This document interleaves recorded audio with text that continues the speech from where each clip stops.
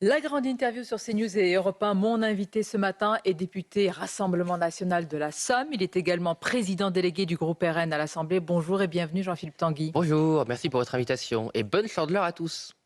Vous avez Ah bah oui, effectivement raison. vive les crêpes. Alors nous sommes loin de cette ambiance-là avec ce qui est en cours et Donald Trump qui dit espérer, Jean-Philippe Tanguy, un accord avec Téhéran sans rien exclure et alors qu'une armada américaine a été déployée dans le golfe Persique. Si le RN était au pouvoir, là, en ce moment, quelle aurait été la position et surtout l'initiative de la France alors que le peuple iranien appelle au secours?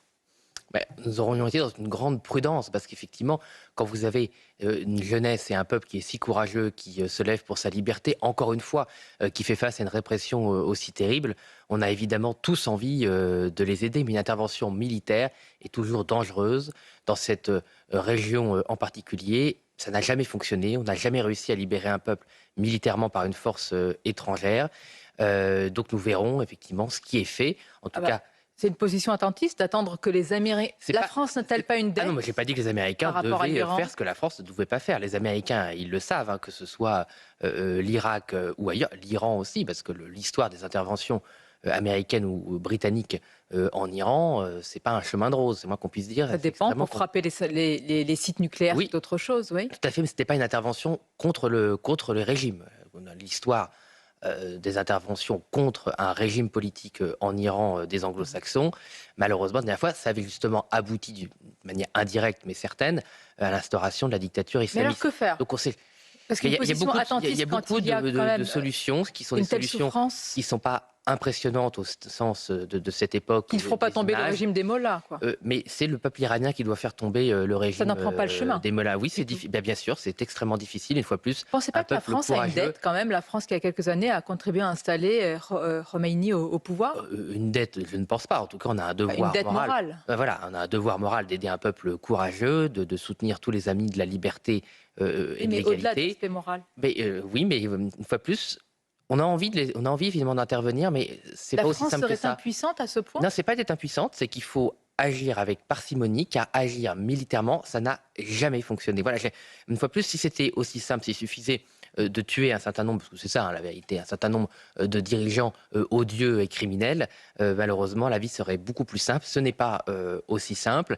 Et on en avait parlé la dernière fois que j'étais venu sur le Venezuela. Il est important que les peuples trouvent le chemin de leur liberté eux-mêmes, parce que c'est la dignité d'un peuple, et un peuple qui n'a pas, comment dire, la certitude d'avoir embrassé son propre destin, après a beaucoup de mal à se reconstruire. Et l'Iran, c'est une civilisation plurimillénaire, Oui, c'est un personne grand n'en peuple. doute. Oui, c'est une grande civilisation, mais justement, plus vous avez une histoire ancienne, plus vous avez votre identité certaine, plus vous avez besoin de vous libérer par vous-même. Une Sinon, partie c'est un appelle, hein, traumatisme dont on à se une revient. intervention pour faire Oui, tomber les mollahs. mais Mais je note ce matin votre prudence, même une forme de modestie sur une situation compliquée. oui.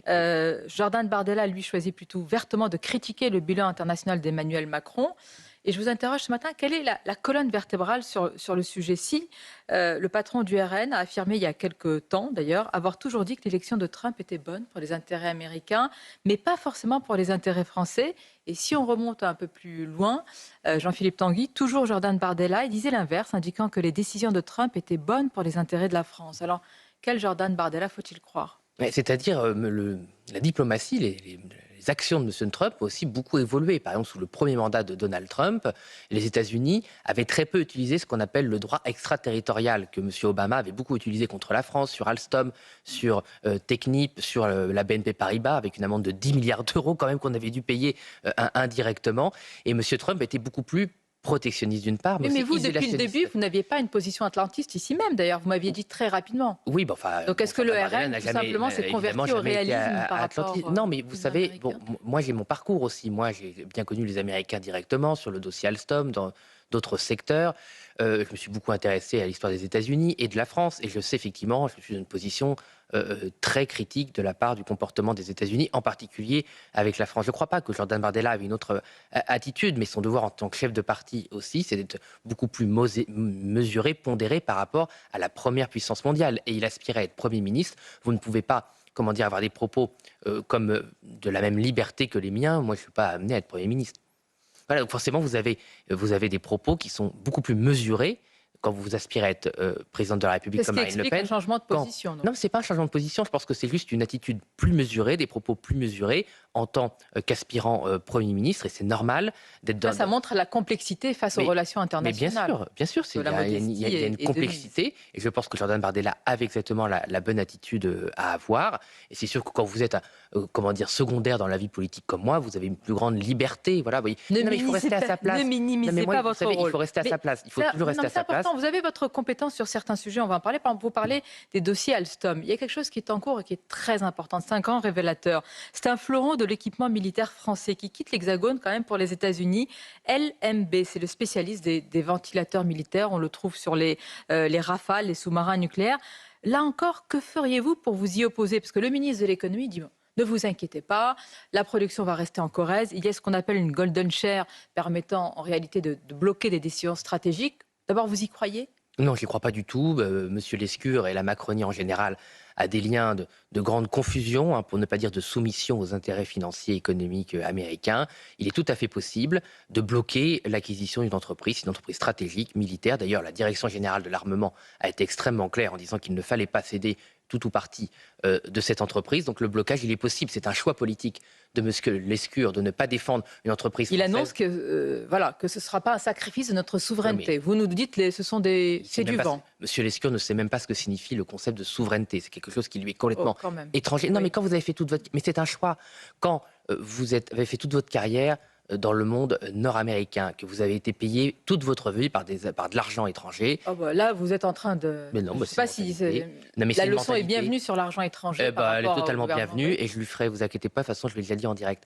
Vous pouvez pas... Il a dû vous répondre. Oui, en expliquant qu'on était d'affreux populistes et scandaleux. Moi, je dis ce que je dis. Quand vous êtes ministre de l'économie et que tous vos intérêts de toute votre vie économique ont été avec des intérêts nord-américains, vous n'avez pas l'état d'esprit national patriote. Ça n'existe pas. Il a le droit de le faire.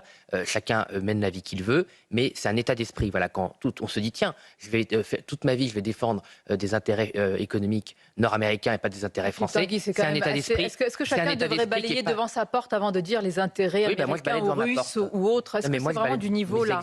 Mais que feriez-vous vous au pouvoir? Mais Madame Mabrouk, pourquoi est-ce que vous dites au patron? Parce que c'est un état d'esprit. Vous ne pouvez pas confier la souveraineté économique, industrielle de votre pays à quelqu'un qui a considéré qu'il pouvait faire sa vie contre les intérêts français et pour des intérêts étrangers. Si on n'est pas capable de comprendre ça en France, je comprends qu'on soit dans cet état-là, qu'on ait perdu la moitié de notre industrie, qu'on considère que vendre les brevets de nos centrales nucléaires et nos centrales hydrauliques, tout ça n'est pas très grave avec Alstom, que vendre tout ce qu'on sait faire dans le secteur pétrolier avec Technip, c'est pas grave. Voilà, c'est un état d'esprit. Voilà, un état d'esprit. On n'imagine pas le général de Gaulle aller faire la quête et tendre la main vers les intérêts américains ou nord-américains. Bon, écoutez, il vous répondra de nouveau dans l'actualité, Jean-Philippe Tanguy. C'est le budget, encore et toujours, les motions de censure, à nouveau, de LFI et du RN ce jour. Alors, c'est la dernière chance, mais je pense que vous ne croyez pas que ni le PS ni les LR changent d'avis. Sauf énorme surprise, le Premier ministre devrait franchir ces obstacles.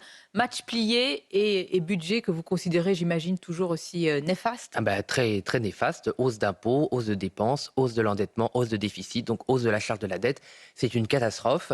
Écoutez, il n'est jamais trop tard pour bien faire. Peut-être que les Républicains, vu l'échec qu'ils ont entamé hier, qu'ils ont subi hier avec la victoire de M. Valentin... Qu'est-ce que vous leur dites pour les faire changer d'avis? C'est que les électeurs sont visiblement pas d'accord avec eux, parce que quand on a une circonscription en Haute-Savoie, qui est une terre très favorable historiquement à LR, et qu'on a une telle défaite à une élection partielle, ça veut dire que les électeurs sont tout simplement pas d'accord avec ce qu'ils viennent de faire. Et M. Retailleau et M. Wauquiez se sont déplacés en personne sur cette circonscription. C'est d'ailleurs lors de ce déplacement en circonscription qu'ils ont annoncé qu'ils ne censureraient pas le gouvernement sur ce budget. Les gens, ils ne sont pas d'accord. Et c'est parce que vous racontez n'importe quoi et que vous prenez les gens pour des imbéciles qu'ils ne sont pas, comme ce que fait M. Retailleau et M. Wauquiez en disant il n'y a pas de hausse d'impôts, il y a presque 10 milliards de hausse d'impôts, il n'y a pas de hausse de dépenses, il y a presque 40 milliards de hausse de dépenses. C'est un moindre mal et ils mettent en avant, vous le savez, l'argument de la stabilité que vous pourfendez, que vous attaquez. Mais c'est la stabilité qui est payée par les Français. Alors justement, j'aimerais en parler. Excusez-moi, le rapporteur du Sénat, général du budget du Sénat, qui explique que c'est un budget où on perd le contrôle de la dette. Qu'est-ce que vous voulez dire d'autre? Donc on ne peut pas à la fois dire oui, c'est un budget où on perd le contrôle de la dette, ce que je pense que Marine Le Pen et Jordan Bardella ont dit depuis le début, c'est ce qu'on appelle l'effet boule de neige. La dette est complètement hors contrôle et c'est les Français qui paieront malheureusement et voter ce budget. On ne peut pas dire tout et son contraire, vous voyez. C'est un peu comme Justement. la fin de vie. Voilà, le Sénat Ah dit bon, c'est une nous allons en catastrophe. parler. Attendez. Et bah oui, mais Ouais, tout est dans tout. oui, Pardon. mais enfin, on est sur un sujet quand même financier, même s'il engage l'avenir du pays. L'autre, c'est un sujet anthropologique, on va en parler. Mais parmi les conséquences du budget, il y a le placement préféré des Français, c'est important pour nos auditeurs et téléspectateurs, qui va subir, Jean-Philippe Tanguy, un nouveau rabais. Le livret d'épargne est sanctionné par le refus de l'inflation. Comment vous réagissez? Bah, très mal. Il se trouve que j'ai fait un rapport sur le mauvais usage de l'épargne des Françaises et des Français. Il faut savoir, Madame Mabrouk, que depuis l'époque de l'hyperinflation, c'est plusieurs dizaines de milliards d'euros qui se sont envolés de valeur de l'épargne. Voilà. Et mon rapport à l'époque, il a été censuré, je tiens à le dire, par le lobby bancaire. Hein, voilà. On a refusé d'en parler, à part vous et quelques personnes courageuses, parce que c'est un des grands tabous français. L'épargne des Français aujourd'hui est mal utilisée, elle est mal valorisée et elle perd de la valeur. Mais Donc, comment vous expliquez qu'au-delà des différences politiques et partisanes, il n'y ait pas un accord sur ça? mais il y a, Ça- mais il y a un accord, Mme Mabrouk, des Insoumis Oui, jusqu'au LR, oui, contre le Rassemblement national et l'UDR d'Éric oui, Ciotti, oui. pour piller l'épargne des Français. Voilà, parce que ça ne se voit pas. Qu'est-ce que je veux dire par là? Vous avez environ 900 milliards d'euros dans ce qu'on appelle l'épargne réglementée, c'est le travail des Français, c'est l'épargne des Français. Et en fait, si elle n'est pas valorisée Mhm. beaucoup plus que l'inflation, elle perd de la valeur. C'est ce Logiquement, qu'on oui. appelle l'érosion monétaire. Mais ça ne se voit pas. C'est un appauvrissement à bas bruit. Les gens, quand ils parlent à leur banquier, vous inquiétez pas, c'est protégé le livret A, vous perdrez jamais d'argent. Oui, c'est ce qu'on appelle en valeur faciale, ils Mhm. perdent jamais d'argent parce que ça, évidemment, vous perdez pas d'argent. C'est-à-dire votre livret, il baisse pas quand vous regardez la feuille de compte. Mais en fait, la valeur réelle de cet argent, elle baisse. Voilà. Donc, Ça, c'est le conséquence phénomène directe d'érosion sur le monétaire pouvoir que d'achat. personne n'explique jamais en dehors du Rassemblement national aux gens. Et c'est très grave. C'est pour ça que nous avons Bien, proposé un fonds souverain qui permette de valoriser l'épargne. C'est-à-dire qu'elle soit toujours bien supérieure, son rendement soit j'entends. bien supérieur à On l'inflation. vous entend également ce matin, comme à votre habitude, attaquer frontalement la Macronie, mais vous n'hésitez pas également, Jean-Philippe Tanguy, à voter avec la Macronie quand même des textes qui posent question, non pas sur eux-mêmes, mais sur la suite. Par exemple, votre vote sur l'interdiction des réseaux sociaux pour les mineurs de moins de 15 ans et donc par ricochet la fin de l'anonymat. Comment vous expliquez ce volte-face? Il y a quelques années, là encore, Marine Le Pen disait exactement l'inverse. Ah, mais nous protégerons l'anonymat et les libertés numériques des Françaises et des Vous ne Français. pouvez pas le Il faut garantir. pas, si, on peut le Non, vous ne garantir. pouvez pas le On garantir. peut le Comment? garantir, Madame Mabrouk, parce que Contre quoi? Le dans ce gouvernement a texte, dit que ce n'était qu'un début, tout ça. mais oui, d'accord, mais le gouvernement est minoritaire. Donc ça dépend si le Rassemblement national le soutient ou pas. Là, vous l'avez dit, on a voté le principe de la protection des enfants de moins de 15 ans. Il faut agir. Aujourd'hui, les mineurs sont exposés à des risques, voire à une volonté, hein, notamment de la Chine, de manipuler l'esprit de nos jeunes et puis surtout de les empêcher de bien travailler à l'école en captant leur attention. Et dans ce texte, il n'y a rien contre l'anonymat et les libertés Non, mais numériques. Et nous Monsieur protégerons Tanguy, les on libertés comprend numériques. tous que par ricochet, d'ailleurs vous-même vous reconnaissez la menace. Que répondez-vous Aïe. à ceux qui dénoncent un vote qui débouchera in fine sur le contrôle des fameux VPN, réseaux privés virtuels, et donc sur une surveillance généralisée? On n'est pas ici dans une forme de complotisme. La question c'est est-ce que vous n'avez pas ouvert une sorte de boîte de Pandore? Non, pas du tout. On garde la boîte de Pandore bien fermée, mais il faut protéger nos jeunes et l'un n'empêche pas l'autre. C'est comme si vous disiez que empêcher la vente d'alcool au moins de 16 ans, de 18 ans, pardon, ce serait empêcher l'alcool en France. Non, vous verrez que c'est la même méthode. Vous mettez sur la table que nous avons entre nous ce matin pour dire qu'il n'y aura pas un jour de Mais passe c'est la numérique. loi, tout simplement. Passe numérique. C'est la loi. La loi ne permet pas le passe numérique, Madame Mabrouk. Aujourd'hui Mais bien sûr. et demain? Mais demain, nous ne voterons aucune loi qui ne le permet. Voilà. Il n'y a aucune difficulté là-dessus. Je comprends les inquiétudes, puisqu'effectivement, Et depuis qu'Emmanuel Macron... Votre électorat, notamment, est sensible Oui, aussi à ces il est aussi questions-là. sensible à la De protection des démocratie, mineurs. quand même. Oui, mais tout à fait. Mais je comprends parce J'espère que que la protection des mineurs nous rassemble tous. Hein. bien, je ne suis pas sûr qu'elle nous protège tous quand vous voyez l'état de la protection des mineurs en France, malheureusement. Mais ce qui est sûr, c'est que c'est une cause, une juste cause, qui est manipulée par Emmanuel Macron. Mais ça, on le sait. Et ça, je tiens à rassurer effectivement ceux qui nous font confiance. On n'est pas dupe du fait qu'Emmanuel Macron se moque totalement de la protection des mineurs et veut utiliser les instruments numériques comme un moyen, d'illibéralisme D'accord. et Donc vous le d'autoritarisme. dénoncez quand même. Bien sûr, mais on le sait tout ça. Et notamment Jordan Bardella, avec nos parlementaires européens, a toujours bloqué la volonté de la Commission européenne de prendre possession Nous de verrons, l'identité vous l'avez dit numérique ce matin, des dans Français. quelques mois, Mais quelques vraiment, années, nous verrons. la situation, on ne peut pas se plaindre, si vous voulez, du harcèlement scolaire, C'est une évidence. de la manipulation psychologique des jeunes et ne pas vouloir agir. Donc je ne céderai pas, on ne cédera pas au chantage d'Emmanuel Macron. Bien, sur les enseignements de l'élection législative partielle en Haute-Savoie, vous y êtes revenu tout à l'heure. C'est quand même un scrutin qui a vraiment déjoué les pronostics avec la victoire d'Antoine Valentin sous l'étiquette UDR-RN face à un candidat LR. Qu'est-ce que vous dites ce matin sur le budget? Vous êtes directement exprimé par rapport au LR. Qu'est-ce que vous leur dites? C'est pas la bonne stratégie, c'est pas la bonne route. Prenez le chemin d'Éric Ciotti. Mais la lâcheté n'est jamais une stratégie, encore moins à droite. Donc que ces gens se réveillent, qu'ils se rendent compte qu'à force de compromis, ils sont dans la compromission totale sur le budget, sur l'immigration, c'est une catastrophe. Monsieur Retailleau arrivé, mais je pense sincèrement, en disant qu'il allait limiter l'immigration, il n'y a jamais eu autant de titres de séjour. Les régularisations ont baissé de 10 points Il seulement. se défend sur l'immigration. Oui, mais d'accord, illégale, mais oui. ces gens se défendent tout le temps en disant c'est pas moi, c'est l'autre. Mais vous êtes solidaire d'un gouvernement, vous êtes solidaire d'un comportement. C'est d'ailleurs exactement ce qu'on avait dit à M. Retailleau. Je sais qu'à chaque fois qu'on passait à la télé, qu'on critiquait M. Retailleau, il n'était pas content en disant je fais ce que je peux. Mais on ne fait pas ce qu'on peut quand on se met avec des socialistes et des macronistes qui font l'inverse. Donc en fait, M. Retailleau s'est fait piéger en pensant que lui tout seul pouvait tout changer. C'est l'histoire malheureusement d'une partie de la droite française qui n'a jamais compris qu'en se compromettant, on empêchait une alternance, une alternative. Voilà. Donc si M. Retailleau avait fait comme M. Ciotti, avait aidé Jordan Bardella et Marine Le Pen à gagner les élections, eh ben, on aurait appliqué une politique de contrôle migratoire. Et j'entends que vous dénoncez son alliance avec les macronistes. Pourtant, vous-même... Ils peuvent encore censurer cet après-midi, hein. Cet après-midi, il suffit de 20 députés LR qui prennent leur courage à deux mains pour censurer et empêcher les hausses d'impôts. Le message est passé, on verra s'il est reçu. Mais vous parlez d'une cohérence. Donc vous dénoncez l'alliance des macronistes avec les LR, mais vous-même, il y a quelques jours, pour la bataille à Paris, Sébastien Chenu, il ne fermait pas la porte à une alliance avec Rachida Dati, si je ne m'abuse, qui est toujours dans le gouvernement avec Emmanuel Macron au second tour, tandis que Jordan Bardella cible Sarah Knafo, dit-il, et qui court, selon lui, derrière les macronistes et assure que Thierry Mariani n'envisage pas d'alliance avec une ministre macroniste. Quelle est la ligne ? Non, je ne crois pas. Je crois que les propos de M. Chenu ont été un peu déformés par le commentaire médiatique. Ah bon, écoutez, là, on a lu sa phrase. Oui, mais moi, j'ai revu l'interview en entier. Ce qui est certain, c'est que, vous le savez bien, nous, on maintiendra nos listes partout. Il n'y a aucune ambiguïté. Toutes les listes, le Rassemblement national qui pourront se maintenir au deuxième tour, seront maintenues pour avoir des élus au Conseil municipal. Aucun rapprochement, aucune alliance, aucune accointance avec Rachida Dati. C'est impossible de soutenir Mme Dati, mais parce que Mme Dati et au gouvernement d'Emmanuel Macron, qu'elle soutient toutes ces mauvaises politiques, qu'en tant que ministre de la Culture, moi, je n'ai pas d'animosité personnelle contre Mme Dati, dont le parcours est quand même très républicain et assez remarquable à titre personnel, mais à titre politique, elle fait n'importe quoi. C'est quoi aujourd'hui la politique culturelle de Mme Dati ? Thierry Mariani, pardonnez-moi, il est totalement effacé par quoi qu'on en pense, par Sarah Knafo. Il n'est pas aidé par le commentaire, puisque tout le monde fait la promo de Mme Knafo toute la journée. On a l'impression qu'elle fait 50% des voix dans les sondages. Je rappelle qu'elle incarne une force qui fait 1%. Elle est peut-être faiseuse de roi, hein, parce qu'à 9 à 10%, vous faites Mme Knafo n'a jamais couronné personne d'autre qu'elle-même. Donc elle est peut-être faiseuse de reine médiatique. On voit bien la stratégie. C'est que vous l'attaquez quasiment plus que les candidats de gauche. Non, on l'attaque jamais. On parle que de Mme Hidalgo. Non, vous me posez une question. Donc moi, vous pouvez y répondre sans attaquer aussi.